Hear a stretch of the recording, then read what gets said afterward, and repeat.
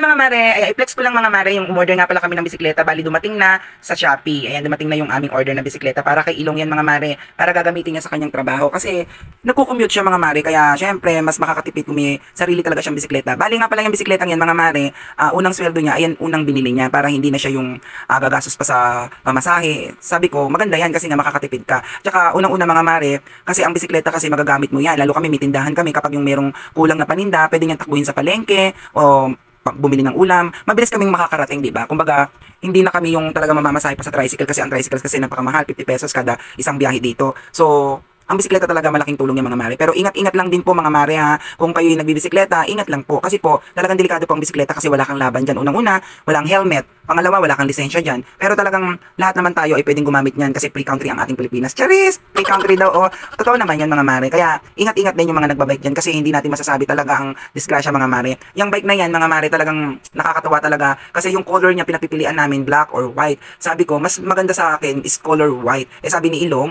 sabi niya, sige white na lang kaysa sa black. Kaya ayun, napagpasya namin, white ang binili namin. So ayan mga mare, nakita niyo yung bisikleta, bali di folding bike po yung nabili namin mga mare, napo-fold po siya.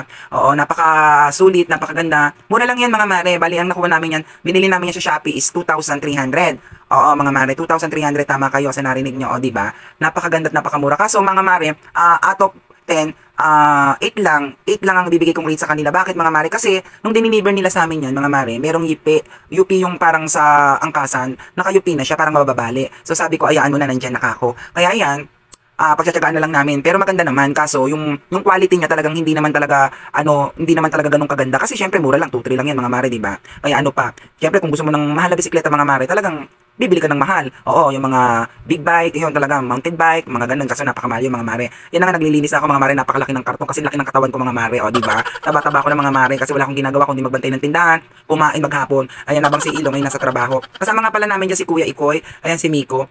Natutuwa siya kasi sabi niya, Ninang, gusto kong tingnan yung bisikleta, kaya sabi ko, tara dito, halika i-video natin. Kaya nandiyan si Kuya Ikoy. Ayan, yung batang yan, napakabait yan sa amin mga mare. Kaya araw-araw yan nandito, sinasamahan ako sa bahay. Ayan, natutuwa ako dyan kay Miko. Ayan, shoutout sa'yo, Miko de Guzman na yan, pag narinig niya ito, matutuwa siya. At syempre mga mare, salamat sa inyong lahat sa panonood ng aking video, kahit na walang kakwenta-kwenta, sinusuportahan niyo pa rin ako mga mare. O di ba ang ganda ng kulay ng bisikleta mga mare? Color white, ayan. Ako talaga gusto ko yan kasi malinis, kasi presentable, maano sa mata mga mare, magandang ano sa mata, di ba? Ang white bike, oo, di ba? Tsaka may kalimbang pa yan mga mare, yung parang ano, parang busina, natutuwa ako. Eh parang ka nagtitinda ng binatog, ayan nasa unahan.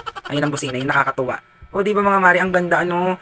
O, nung sinakyan ko yung mga mare, kasi mataas yung upuan, hindi ko kaya. O, kaya bumaba agad ako.